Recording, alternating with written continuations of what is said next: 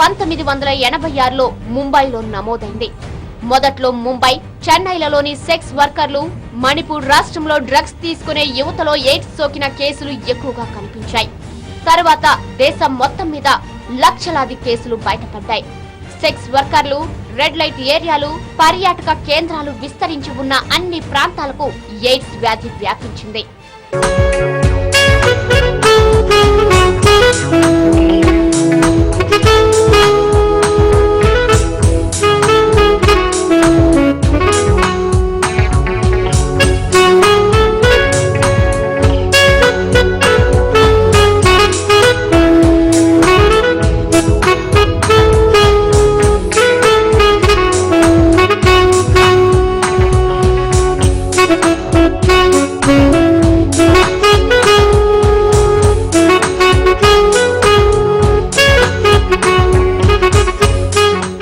దేశంలో మహారాష్ట్ర, కర్ణాటక, తమిళనాడుతో పాటు తెలుగు రాష్ట్రాల్లో ఏటా అంచనాలకు మించి ఎయిడ్స్ కేసులు పెరుగుతున్నట్టు అధ్యయనాలు వెల్లడిస్తున్నాయి.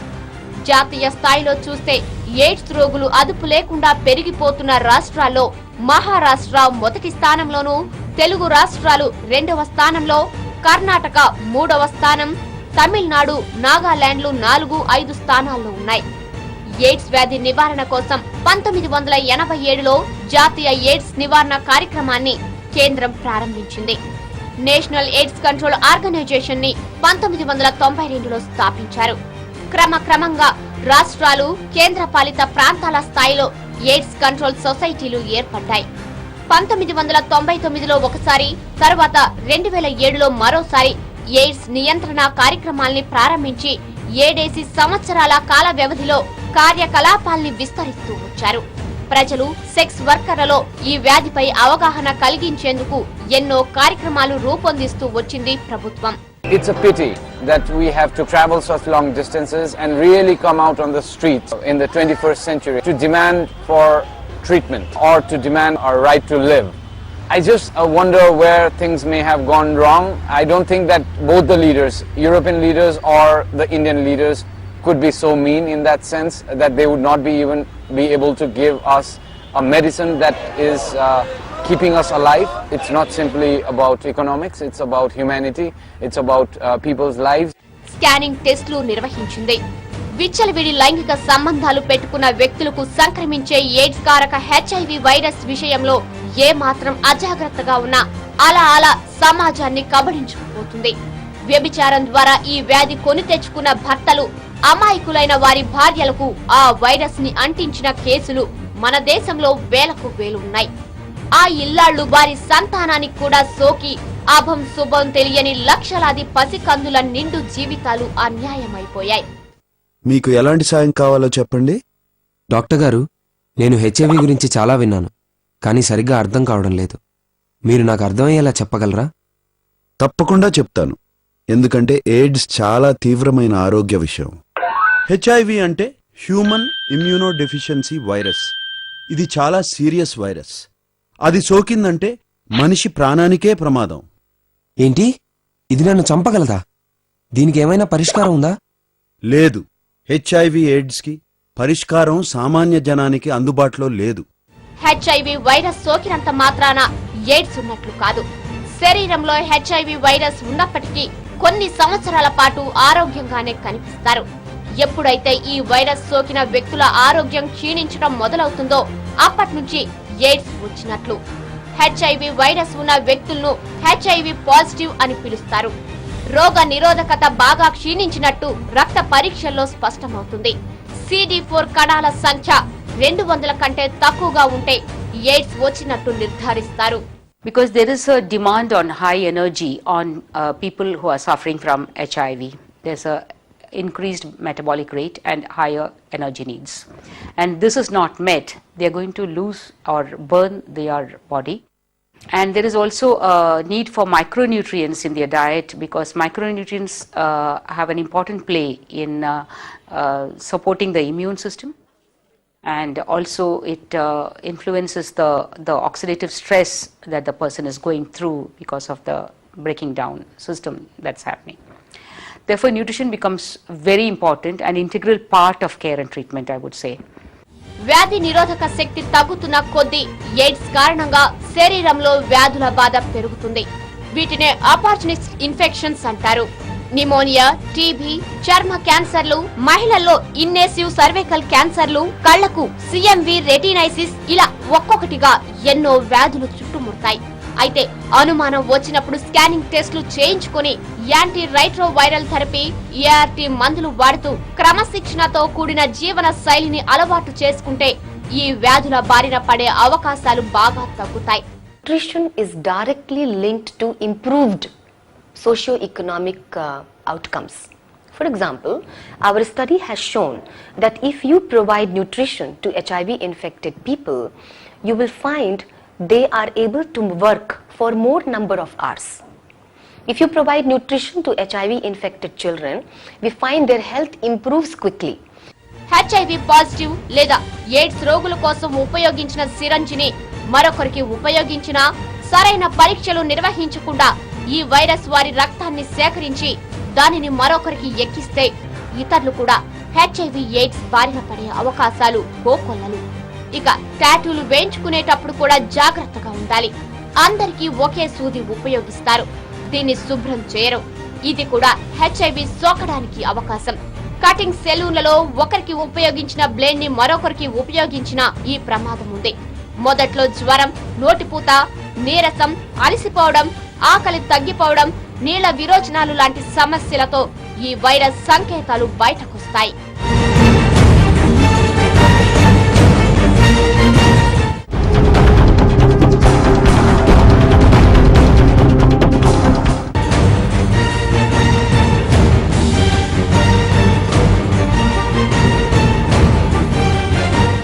హెచ్ఐవి పాజిటివ్ ఎవరనేది తెలుసుకోవడం కష్టం. స్త్రీలు గాని పురుషులు గాని ఒకరికంటే ఎక్కువ మందితో లైంగిక సంబంధాలు పెట్టుకుని విచ్చలవిడి శృంగార కార్యకలాపాలు సాగిస్తే ఈ వైరస్ వచ్చే అవకాశాలు ఎక్కువ. ఇవాల్టి సమాజంలో ఈ రకమైన పరిస్థితి ఎక్కువగా ఉంది. కానీ ఇటువంటి సంబంధాలు తమకు ఉన్నాయని, వ్యభిచరిస్తామని ఎవరూ బయటకు చెప్పుకోరు. కుటుంబ సభ్యులకు తెలిసిన పరువు కోసం ఈ విషయం బయట పెట్టరు. కొన్ని కుటుంబాల్లో భర్తలు లేదా తండ్రులు ఇటువంటి వారని భార్య పిల్లలకు కూడా తెలియదు. జీవిత భాగస్వామితో కాకుండా ఇతరులతో శృంగార కార్యకలాపాల్లో పాల్గొనే వారిలో కండోమ్స్ వాడని వారు ఇప్పటికీ చాలా ఎక్కువ సంఖ్యలో ఉన్నారు. కాబట్టి హెచ్ఐవి వైరస్ శరీరంలోకి ప్రవేశించే అవకాశాలు చాలా ఎక్కువ. The National AIDS Control Program in India, one of the key priorities is to reach out to migrant workers. And what we are trying to do in the ILO is to look at migrant workers in some of those economic sectors which engage large number of migrant workers. And construction is one such sector. वो बोलते हैं वैसा पहनाने का, वैसा वापरेगा तो अच्छा रहता है, तुम्हारा बचाव होते हैं, ऐसा करके ठीक रह सकते हैं. వైరస్ సోకినప్పటికీ వ్యాధి నిరోధక శక్తి తగ్గి అందుకు సంబంధించిన సమస్యలు బయటపడటం వెంటనే జరగదు. ఈ లక్షణాలు తెలియడానికి కొన్ని నెలల నుంచి కొన్నేళ్లు కూడా పట్టవచ్చు. వైరస్ సోకిన వ్యక్తులు గతంలో మంచి ఆరోగ్యవంతులై ఉంటే వైరస్ అనంతర ప్రభావాలు బయటపడటానికి ఒక 10 ఏళ్లు కూడా పట్టవచ్చు.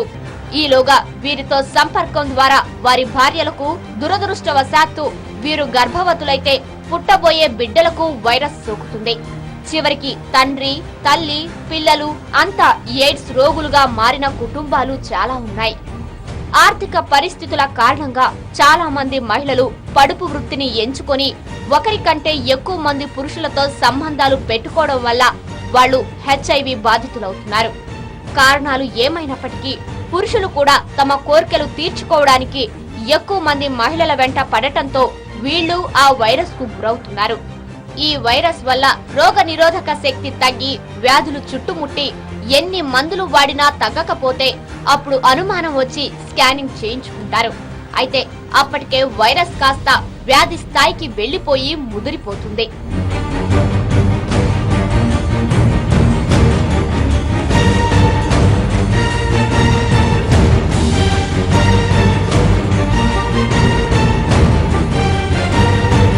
వైరస్ దశలో ఉన్నప్పుడే టెస్ట్ చేయించుకొని నిర్ధారణ చేసుకుంటే అప్పుడే తగిన మెడిసిన్స్ వాడి దాని తీవ్రత పెరగకుండా చూసుకునే అవకాశం ఉంటుంది.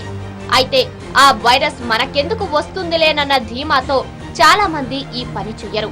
చివరికి ఒక రోజున దురదృష్టవంతులుగా మారాల్సి ఉంటుంది. ఒకసారి ఎయిడ్స్ వ్యాధిగ్రస్తులన్న ముద్ర పడితే ఇక సమాజంలో వాళ్ళు అనుభవించే క్షోభకు అంతుండదు. శారీరక బాధలకు తోడు అవమానాలు. బయటి వ్యక్తులే కాక కుటుంబ సభ్యులు కూడా వెలివేస్తారు. రోగులతో పాటు వారి భార్య బిడ్డలకు ఈ వేదన తప్పదు. ఎయిడ్స్ రోగి పిల్లలైనందుకు స్కూల్లో వివక్ష, చిన్నచూపు. తెలుసో తెలియకో తప్పు చేసి ఎయిడ్స్ బారిన పడిన రోగులను క్షమించి దగ్గరకు తీసుకుందామని కొన్ని కుటుంబాలు భావించినప్పటికీ ఆ రోగం తమకు వస్తుందేమోనన్న భయంతో ఆ పని చెయ్యరు. ఇందుకు సంబంధించిన అపోహలు తొలగించడానికి ప్రభుత్వం, స్వచ్ఛంద సంస్థల తరపున ఎంతో ప్రచారం జరుగుతోంది. We celebrate each other's birthdays.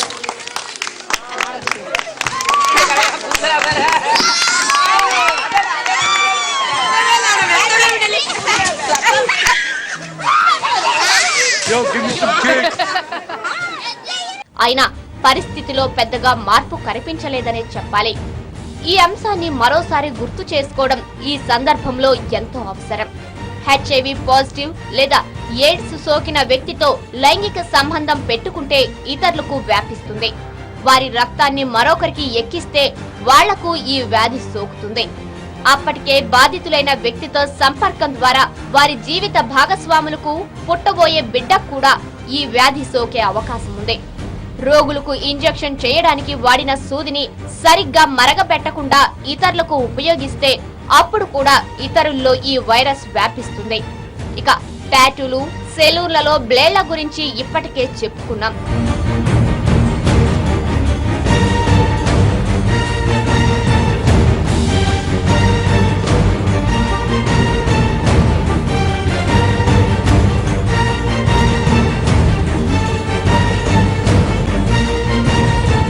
వ్యక్తుల శరీర ద్రవాల నుంచి కూడా ఈ వైరస్ సోకే ప్రమాదం ఉంది. వాటిలో ముఖ్యమైనవి పురుషుల వీర్యం, స్త్రీల యోని ద్రవాలు, రక్తం, తల్లిపాలు, ఊపిరితిత్తుల నీరు, పొట్ట నీరు, ఉమ్మ నీరు, మస్తిష్క నీరు. ఆహారం, తాగే నీరు, పీల్చే గాలి ద్వారా ఈ వ్యాధి ఒకరి నుంచి ఇంకొకరికి వ్యాపించదు. వ్యాధిగ్రస్తులతో కలిసి భోజనం చేయడం, వారితో కలిసి నివసించడం వలన లేదా దోమకాటు ద్వారా ఇది ఇతరులకు రాదు. హెచ్ఐవి క్రిమి మనుషులు, చింపాంజీలలో మాత్రమే ఉండగలదు. అందువల్ల దోమ వల్ల భయం లేదు. కలిసి నివసించడం, పని చేయడం, పక్కనే కూర్చోవడం, తినడం, ఆడుకోవడం, షేక్ హ్యాండ్ వల్ల కూడా ఈ వైరస్ సోకదు. ఒకే టాయిలెట్ ను ఉపయోగించడం వల్ల కూడా హెచ్ఐవి సంక్రమించదు. స్పర్శ ద్వారా కానీ, వస్తువుల ద్వారా కానీ ఇది వ్యాపించదు.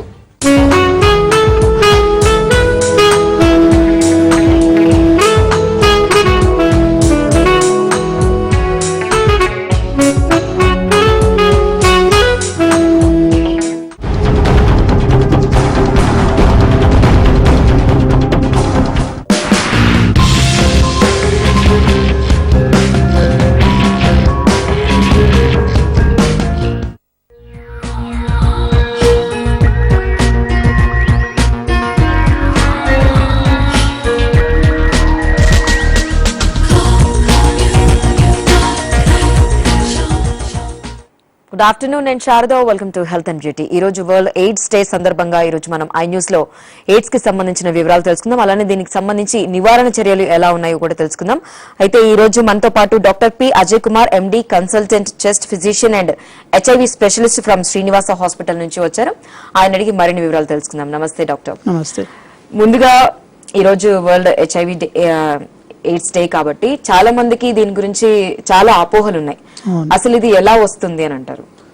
యూజువల్లీ 95% ఆఫ్ ద టైమ్స్ ఇది సెక్షువల్ గానే ట్రాన్స్మిట్ అవుతుందండి. కాకపోతే కొన్ని ఇన్సిడెన్సెస్ లో ఇన్ఫెక్టెడ్ బ్లడ్ ట్రాన్స్ఫ్యూజన్ ఇచ్చినప్పుడు కానీ, లేదంటే ఏదైనా injection, infected needles, HIV patients use చేసిన నీడిల్స్ వేరే వాళ్ళకి యూజ్ చేస్తే కానీ అట్లా స్ప్రెడ్ అవ్వచ్చు. ఓకే, ఇలా స్ప్రెడ్ అవుతుంది ఇంజెక్షన్స్ వల్ల, వీటి వల్ల అనేసి అని చెప్తున్నారు కదా మీరు. మనం చూసిన వాటిల్లో చాలా వరకు అనుకుంటూ ఉంటారు, అంటే వాళ్ళు టచ్ అయితే వస్తుందని, లేకపోతే ఏదైనా వాళ్ళు తుమ్మినప్పుడు, దగ్గినప్పుడు, లేకపోతే ఇంకేదైనా రీజన్ వల్ల కూడా రావచ్చు అని చెప్పి వాళ్ళని దూరంగా పెడుతూ ఉంటారు. ఇదంతా అసలు ఎంతవరకు కరెక్ట్ అంటారు? యూజువల్గా ఇట్లా పట్టుకుంటే కానీ ముట్టుకుంటే కానీ అయితే స్ప్రెడ్ అయితే కాదండి, ఎందుకంటే హెచ్ఐవి అనేది మాక్సిమం ఇన్ఫెక్షన్ అనేది బ్లడ్లో ఉంటుంది. సో ఇన్ఫెక్టెడ్ బ్లడ్ ఎప్పుడన్నా మన ఇంటాక్ట్ స్కిన్ మీద పడితే ఏముండదు ప్రాబ్లమ్, కానీ మనకు ఇంజూర్డ్ పార్ట్స్ మీద కనుక బ్లడ్ టచ్ అయినప్పుడు కానీ లేదంటే ఇంటాక్ట్ ఐలో ఇన్ఫెక్టెడ్ బ్లడ్ పడినప్పుడు కొంచెం రిస్క్ ఉంటుంది. అదర్వైజ్ మీరు సేమ్ బాత్రూమ్ యూజ్ చేసినా కానీ, సేమ్ ప్లేట్స్ లో తిన్నా కానీ, సేమ్ టవల్స్ కానీ ఇట్లా స్ప్రెడ్ అవ్వదు. అండ్ సేమ్ పేషెంట్ ని పట్టుకుంటే గానీ ముట్టుకుంటే గానీ అట్లా స్ప్రెడ్ అవ్వదండి. ఓకే, అసలు ఏంటి మెయిన్ ప్రాబ్లం? ఇంతలా భయపడుతున్న ఈ ఎయిడ్స్ గురించి అసలు మెయిన్ డిఫెక్ట్ ఏంటి? ఎందుకని జనాలు ఇంత భయపడుతూ ఉంటారు? అంటే ఒకటి మేజర్ ప్రాబ్లం ఏంటంటే స్టిగ్మా అండి. అంటే బయట వాళ్ళు చెప్పలేని ప్రాబ్లం ఉంటుంది కాబట్టి చాలా మంది ఉన్నా బయటకు రారు, ఉన్నదని చెప్పుకోలేరు. అయితే ఇక్కడ హెచ్ఐవిలో మెయిన్ డిఫెక్ట్ ఎక్కడ ఉంటుందంటే వాళ్ళకి రోగనిరోధక శక్తి అనేది అయితే అంటాము మనం, ఇమ్యూన్ పవర్, అది తగ్గిపోతుంది బేసిక్. సో అది రోగనిరోధక శక్తి తగ్గిపోవడం వలన వాళ్ళకి రకరకాల ఇన్ఫెక్షన్స్ రావడం స్టార్ట్ అవుతాయి. సో ఈ రోగనిరోధక శక్తి ఎంత ఉందని తెలుసుకోవడానికి మనం 2 టెస్ట్లు చేస్తాం. CD4 కౌంట్ అని ఒక టెస్ట్ ఉంటుంది. ఆ కౌంట్ నార్మల్ హెల్దీ ఇండివిజువల్ కనుక చూస్తే మీకు 500 నుంచి 1300 వరకు రేంజ్ ఉంటుంది. సో ఈ ఇన్ఫెక్షన్ ఎప్పుడైతే వస్తుందో ఇనిషియల్ గా ఫస్ట్ స్టేజెస్ లో వాళ్ళ కౌంట్స్ నార్మల్ ఉంటాయి కాబట్టి వాళ్ళకి ఎలాంటి లక్షణాలు ఉండవు. సో వాళ్ళకి ఉన్నట్టు కూడా చాలా మందికి తెలియదు అనమాట హెచ్ఐవి ఉన్నట్టు. కానీ రాను ఎప్పుడైతే వాళ్ళు ట్రీట్మెంట్ తీసుకోకుండా అట్లానే మెడిసిన్స్ వాడన పరిస్థితిలో ఈ కౌంట్ అనేది గ్రాడ్యువల్ గా తగ్గుతూ ఉంటుంది. సో ఎప్పుడైతే ఈ CD4 కౌంట్ 1000-1500 ఉండాల్సింది ఎప్పుడైతే తగ్గుతుందో 500, 300, 400 అట్లా తగ్గినప్పుడు వాళ్ళకి అవకాశ వ్యాధులు అనేవి రావడం జరుగుతుంది. సో ఈ అవకాశ వ్యాధుల వలన పేషెంట్స్ చాలా ఇబ్బందులు గురి అవుతారు. సో మెయిన్ గా అయితే ఇమ్యూనిటీ తగ్గిపోతుందని చెప్తున్నారు కదా. మామూలుగా అసలు ఎవరైనా కానివ్వండి ఇది ఎలా గుర్తు పట్టొచ్చు వాళ్ళకి వచ్చింది అనేది? అంటే ముందు టెస్ట్లకు వెళ్లే ముందు ఏమైనా సిమ్టమ్స్ కనిపిస్తుంటాయా? అదే ఫస్ట్ మొదటి దశలో అయితే ఏం లక్షణాలు ఉండవు. సో చాలా మందికి ఉన్నట్టు తెలియదు. సో అలాంటి దశలో మనము వాళ్ళని చూసినా కూడా గుర్తుపట్టలేం. కానీ రాను ట్రీట్మెంట్ తీసుకోని పరిస్థితిలో వాళ్ళకి రోగనిరోధక శక్తి తగ్గినప్పుడు వాళ్ళకి ఈ అవకాశ వ్యాధుల వల్ల లక్షణాలు బయటపడుతుంటాయి. ఎలా అంటే కొంతమందికి ఆకలి తగ్గిపోవడము, తర్వాత చర్మం మీద చిన్న దద్దులు రావడం ఇలాంటివి మొదలవుతాయి. రాను ఇంకా లేటెస్ట్ స్టేజెస్ లో ఏమవుతుందంటే ఈ ఫీవర్స్ రావడం, దగ్గు, ఆయాసము, జ్వరము ఇట్లాంటివి రెగ్యులర్ గా స్టార్ట్ అవుతాయి. ఇంకా లేట్ స్టేజెస్ లో ఇంకా లూజ్ మోషన్స్ అయిపోయి బాగా వెయిట్ లాస్ అయ్యి ఇట్లా ప్రాబ్లమ్స్ వస్తాయి అన్నమాట. సో ఆ లక్షణాలు బట్టి చెప్పొచ్చు ఒక లేట్ స్టేజెస్ లో ఉన్నాడా అని. సో దీంట్లో ఏమన్నా రకాలు ఉన్నాయంటారా, టైప్స్ ఏమన్నా? అవునండి, ఇది చాలా ఇంపార్టెంట్ పాయింట్, చాలా మందికి తెలియంది. ఏంటంటే హెచ్ఐవిలో 2 రకాలు ఉంటాయి, HIV-1 అండ్ HIV-2 అని. So 95% of the HIV infections ఇండియాలో యూజువల్ గా HIV-1 తోనే వస్తాయి. Only less than 5% of the patients కి HIV-2 ఇన్ఫెక్షన్స్ అనేవి వస్తుంటాయి. సో ఆ HIV-1 ఉందా 2 ఉందా అనేది ఫస్ట్ తెలుసుకోవడం చాలా ముఖ్యం. సో ఆ టెస్ట్ ద్వారా తెలుస్తుంది అది ఏ టైప్ ఉందనేది. దాని తర్వాత మనం ట్రీట్మెంట్ అనేది ఏ టైప్ ఉందో దాని టైప్ బట్టి ట్రీట్మెంట్ తీసుకోవాలి. సో ఇప్పుడు మనము సపోజ్ చాలా మంది హాస్పిటల్స్ లో HIV-2 అని ఉందని గుర్తించక ట్రీట్మెంట్ తీసుకుంటుంటారు. HIV-1 కి ఇచ్చే ట్రీట్మెంట్ HIV-2 కి ఇస్తే అది సరిగ్గా పనిచేయదు. సో అది చాలా ఇంపార్టెంట్ ఫస్ట్. ఓకే, ఒక కాలర్ రెడీగా ఉన్నారండి. నమస్తే అండి సత్యవతి గారు. హలో హలో హలో ఓకే అండి, కాల్ ఏదో కట్ అయినట్టుంది. సో మీరు చెప్తున్నారు ఇలా ఈ టైప్స్ గురించి మాట్లాడుకున్నాం. సో వీళ్ళు ఫస్ట్ ఎలాంటి టెస్టులు చేయించుకోవాలి అసలు? ఫస్ట్ మామూలుగా అయితే చాలా మంది స్క్రీనింగ్ టెస్ట్ అనేది చేస్తారు. ట్రైడాట్, ఎలిజా లాంటి స్క్రీనింగ్ టెస్ట్ చేస్తారు. దాంట్లో తెలుస్తుంది ఉన్నట్టు. తర్వాత ఇది కన్ఫర్మేషన్ కోసము వెస్ట్రన్ బ్లాట్ అని ఇంకో టెస్ట్ వస్తుంది. సో ఆ టెస్ట్ లో మనకి కన్ఫర్మేషన్ వస్తుంది అనమాట హెచ్ఐవి ఉందా లేదా అని. సో నెక్స్ట్ హెచ్ఐవి ఉందని తెలిసాక నెక్స్ట్ వాళ్ళకి ఏ స్టేజ్ లో ఉన్నారు అనేది మనము క్లినిక్ ఎగ్జామిన్ చేసి ఒక ఎస్టిమేట్ వరకు చెప్పొచ్చు వాళ్ళు ఏ స్టేజ్ లో ఉన్నారు అనేది.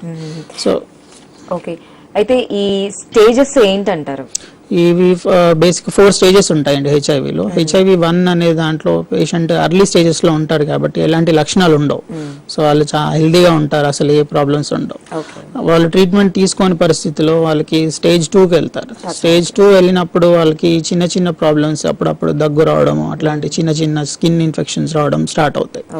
సో ఇంకా కొన్ని ఇయర్స్ తర్వాత అది స్టేజ్ 3కి వెళ్తుంది. సో స్టేజ్ 3 వచ్చినప్పుడు చాలా పేషెంట్స్కి ఏమవుతుందంటే నోట్లో అంతా ఇన్ఫెక్షన్స్ రావడం స్టార్ట్ అవుతాయి, ఫంగల్ ఇన్ఫెక్షన్స్. సో ఈ క్యాండిడా ఇన్ఫెక్షన్స్ వలన వాళ్ళు తినలేకపోతారు అనమాట, తిన్నా కూడా నోరు మండుతుంటుంది అది. సో అట్లా అపిటైట్ ఆటోమేటిక్గా తగ్గుతూ ఉంటుంది ఇన్ఫెక్షన్స్, నోటి ఇన్ఫెక్షన్స్ వల్ల. సో అప్పుడు వాళ్ళు తినలేని పరిస్థితిలో ఉన్నప్పుడు వాళ్ళకి వెయిట్ లాస్ ఇవన్నీ మెల్లమెల్లగా స్టార్ట్ అవుతాయి. సో ఇంకా కొంతమందికి ఏంటంటే స్కిన్ ఇన్ఫెక్షన్స్లో హర్పిస్ లాంటి ఇన్ఫెక్షన్స్ వస్తుంటాయి. ఇంకా కొంతమందికి చాలా సివియర్ ఇన్ఫెక్షన్స్ వస్తాయి. ఎట్లా అంటే టీబీ అనేది చాలా కామన్ హెచ్ఐవిలో. సో ఆల్మోస్ట్ మీకు హెచ్ఐవిలో ట్రీట్మెంట్ తీసుకొని వాళ్ళకి 80% ఆఫ్ ద హెచ్ఐవి పేషెంట్స్కి టీబీ అనేది వస్తుంటుంది. సో ఆ టీబీ అనేది మనకి పేషెంట్స్ వాళ్ళకి దగ్గు, జ్వరము ఇలాంటి లక్షణాలు తరచుగా వస్తున్నప్పుడు ఇన్ని యాంటీబయాటిక్స్ పెట్టినా మనకు రెస్పాన్స్ రానప్పుడు మనం సస్పెక్ట్ చేస్తాం అన్నమాట. రైట్, ఒక కాలర్ రెడీగా ఉన్నారండి. నమస్తే అండి సుబాని గారు, మాట్లాడండి, మీ క్వశ్చన్ అడగండి. Good evening. గోధుమ చేయడం వల్ల కూడా హెచ్ఐవి వచ్చే ఛాన్స్ ఉంటుందంటారా? మన లాలాజలంలో కూడా హెచ్ఐవి క్రిములు ఉంటాయా? ఓకే, ఇప్పుడు మీరు గోరుతో గీకినప్పుడు కానీ అట్లా స్ప్రెడ్ అవ్వదండి బేసిక్గా. కానీ లాలాజలం అనేది మీరు సలైవాలో చూస్తే కనుక హెచ్ఐవి వైరస్ అనేది చాలా తక్కువ క్వాంటిటీలో ఉంటుంది. సో స్ప్రెడ్ అయ్యే అవకాశాలు చాలా తక్కువ అన్నమాట. మ్యాక్సిమం బ్లడ్లో హెచ్ఐవి ఎక్కువ ఉంటుంది. సో బ్లడ్ కనుక మనకి ఇంటాక్ట్, ఒకవేళ దెబ్బ తగలని స్కిన్ మీద బ్లడ్ పడితే కనుక మనకి అంత రిస్క్ ఉండదు. కానీ కొంతమందికి కంట్లో పడితే కానీ ఇట్లాంటివి ఉన్నప్పుడు రిస్క్ ఉంటుంది. సో బ్లడ్తోని డైరెక్ట్గా డీల్ చేయకుండా హెల్త్ కేర్ వర్కర్స్ కూడా వాళ్ళు గ్లౌస్ యూజ్ చేయమని ఇన్సిస్ట్ చేస్తాం అన్నమాట. ఓకే అండి, ఇంకో కాలర్ రెడీగా ఉన్నారు. నమస్తే అండి జోషి గారు. నమస్తే అండి, చెప్పండి సార్. అంటే ఇది మా బావకి మొన్న హాస్పిటల్ వెళ్తే ఇలాగ ఒక అతనికి హెల్ప్ చేద్దామని చెప్పేసి చేయి పట్టుకుంటే అతని గోల్డ్ ఇలా గీసుకున్నాయండి. ఓకే, అయితే మా బావ ఏంటంటే భయపడుతున్నాడు, అలా అటాక్ అవుతుందేమో అని బావ. లేదండి, భయపడాల్సిన అవసరం ఏం లేదండి. ఎందుకంటే తనకు ఒకవేళ ఇన్ఫెక్టెడ్ ఉన్నా కూడా తనకి గోరుతో గీకినప్పుడు గోటును ద్వారా మనకి రక్తంలోకి కాదు హెచ్ఐవి, ఎందుకంటే అది బ్లడ్ నుంచే స్ప్రెడ్ అవ్వాలి. సో తనకి ఒకవేళ గోటిను గీకినప్పుడు తనకి బ్లడ్ యూజ్ అయినా కూడా దాంట్లో స్ప్రెడ్ అయ్యే ఛాన్సెస్ చాలా తక్కువ. సో మీరు భయపడాల్సిన అవసరం లేదండి. ఓకే, మనం ఇందాక స్టేజెస్ గురించి మాట్లాడుకుంటున్నాం కాబట్టి సో థర్డ్ స్టేజ్ గురించి మాట్లాడుకుంటున్నాం. సో థర్డ్ స్టేజ్లో ఈ చాలా మందికి టీబీ లాంటి ఇన్ఫెక్షన్స్ వస్తుంటాయి. సో టీబీ అనేది చాలా సీరియస్ ఇన్ఫెక్షన్, కానీ దానికి ట్రీట్ చేయొచ్చు, అంటే క్యూర్ ఉంది దానికి. సో మెడిసిన్స్ అనేవి ఇప్పుడు డాట్ సెంటర్స్ అని గవర్నమెంట్ సెంటర్స్లో అన్ని సెంటర్స్లో డాట్స్ అని స్టార్ట్ చేశారు, directly observe treatment short course అని. సో ఈ ట్రీట్మెంట్ వల్ల మనకి టీబీ అనేది కంప్లీట్గా ట్రీట్ చేయొచ్చు, క్యూర్ చేయొచ్చు. సో అది కరెక్ట్గా medicines 6 months to 9 months course ఉంటుంది. సో వాళ్ళు అది కరెక్ట్గా వాడితే కనుక టీబీ క్యూర్ అవుతుంది. కానీ చాలా మంది ఏంటంటే టీబీ వాడినప్పుడు హెచ్ఐవి ట్రీట్మెంట్ కూడా సైమల్టేనియస్గా తీసుకోవాలి. ఒకవేళ ఉట్టి టీబీ తీసుకొని హెచ్ఐవి గుర్తించకుండా హెచ్ఐవి ట్రీట్మెంట్ తీసుకోకపోయినప్పుడు వాళ్ళకి ఏమవుతుంది, టీబీ అనేది మళ్ళీ రీఅటాక్ అయ్యే ఛాన్స్ ఉంటుంది, రిలాప్స్ అయ్యే ఛాన్స్ ఉంటుంది. సో ఇట్లా కొంతమంది ఉన్నా కూడా కొంతమంది అసలు ట్రీట్మెంట్ తీసుకోరు, ఇంకా లేట్ స్టేజెస్లో వెళ్తారు, అప్పుడు స్టేజ్ 4 అంటాం. సో ఆ స్టేజ్లో ఏమవుతుందంటే పేషెంట్స్కి చాలా సివియర్ లైఫ్ థ్రెటనింగ్ ఇన్ఫెక్షన్స్ వచ్చేస్తాయి. ఎట్లా అంటే బ్రెయిన్లో కొన్ని ఇన్ఫెక్షన్స్ రావడం వలన చాలా సివియర్ డెత్ రేట్ ఎక్కువ ఉంటుంది, మార్టాలిటీ రేట్. ట్రీట్మెంట్ రెస్పాన్స్ కూడా అంత బాగుండదు.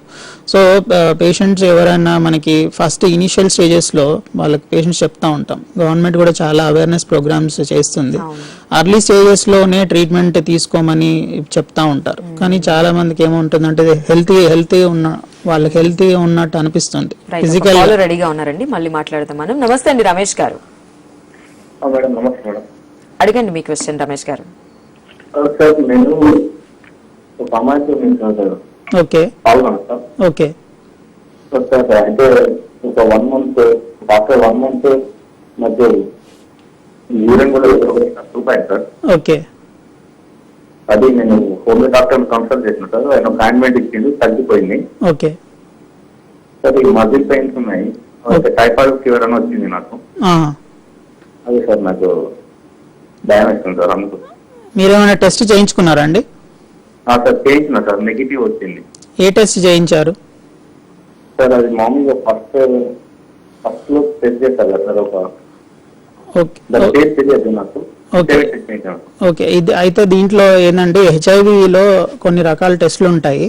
అయితే మనకు ఈ సెక్షువల్ కాంటాక్ట్ కనుక 3 నెలల లోపు ఉంటే మామూలు హెచ్ఐవి టెస్ట్లో ఇది డిటెక్ట్ కాదండి. సో మీరు మామూలు టెస్ట్ అంటే ట్రైడాట్ కానీ ఎలీజా కానీ ఇలాంటి టెస్టులు చేస్తే కనుక దీంట్లో మనం హెచ్ఐవిని కనుక్కోవడం పాసిబుల్ ఉండదు. అయితే దీనికి ఒకవేళ 3 months లోపు కనుక మీరు సెక్షువల్ ఎక్స్పోజర్ ఉంటే కనుక దీనికి పీసీఆర్ అనే టెస్ట్ ఉంటుంది, పాలిమరేజ్ చైన్ రియాక్షన్ అని. సో ఈ టెస్ట్ ద్వారా మనం హెచ్ఐవి ఉందా లేదా అని తెలుసుకోవచ్చు. అయితే ఈ టెస్ట్ కనుక మీరు చేసి ఉంటే దీంట్లో నెగటివ్ ఉంటే కనుక మీకు ఆల్మోస్ట్ 95% వరకు చెప్పొచ్చు దీనికి హెచ్ఐవి లేదని. అయితే మీరు ఏం టెస్ట్ చేయించుకున్నారనేది చూడాల్సి ఉంటుందండి అది. అయితే మీకు వచ్చే లక్షణాలు కనుక మోస్ట్లీ హెచ్ఐవి వల్ల కాకుండొచ్చు, ఎందుకంటే హెచ్ఐవి సిమ్టమ్స్ అనేవి ఇంత తొందరగా రావు. చాలా రేర్గా కొంతమందికి సిమ్టమ్స్ బయటపడతాయి, అవి సివియర్ స్టేజెస్లో సివియర్ హెచ్ఐవి ఉన్నప్పుడు వస్తాయి. కానీ యూజువల్గా లేటర్ స్టేజెస్లో అంటే కొన్ని ఇయర్స్ వరకు లక్షణాలు బయట పడవు.